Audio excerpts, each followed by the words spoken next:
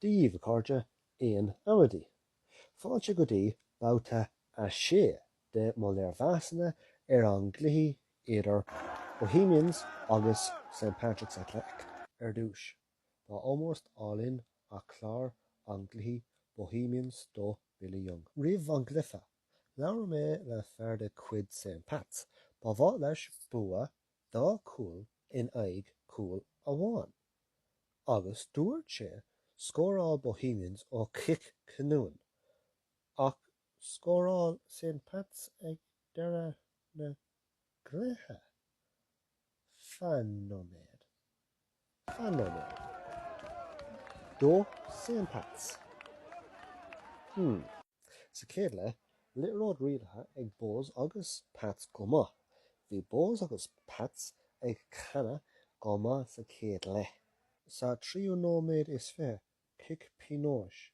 Cén fá? Ní lisigh gom. Ceapan gur tug sé cic pionóis uaidh as an líthreoid a lámhséal. Cool. Forester do St. Pat's. Sa 5 cool! Scóráil míle cool iontach. Ach, bhí sé as alt na himire. Bhí a lán fowl stúchachán. Deir na chéad le, Bohs nád St. Pat's a bháin. Chur an réaltóir feirg ar an slua. Níor chuir sé smacht mat ar an gcluiche. Sa 1760 bhuail huileann cic saor mat.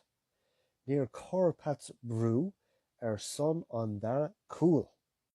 Sa 18 cool! Scóráil Cornwall lena ceann. Bohs a bháin, Pat's a bháin. Sa 19 Cail St. Pat's smach. Tugadh carta Jerry do Breslin. Bhí sé amadéach.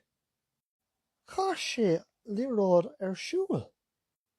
Amadán, Libice, Clouster, Pláuta. Clown. Cabóg, fear grin. Amadán. An 19 Gaeilge. Bhí an lucht le nua ag dul as a meabhair. Scóráil greithin. Bohs dá, Pat's a bháin.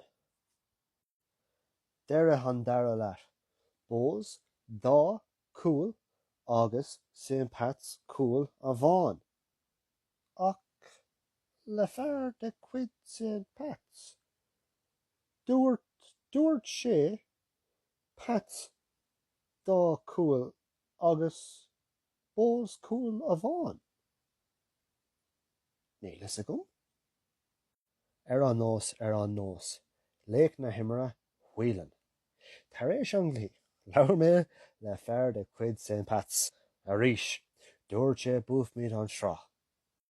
An Fhuireann Bohemians, Banastóir Alan Reynolds, Coolmharge, Conradh, Cosantóirí, Mountney, Grehin, Kavanagh agus Flores, Imróir Lárna Park, McManus, Rooney, Tierney, Brennan agus Whelan, Tosi, Moorhan.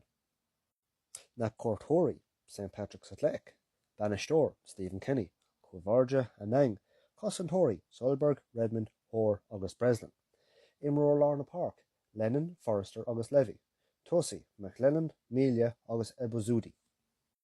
Conradh na hÉireann an blach ar fad agus ar 9 Celtic.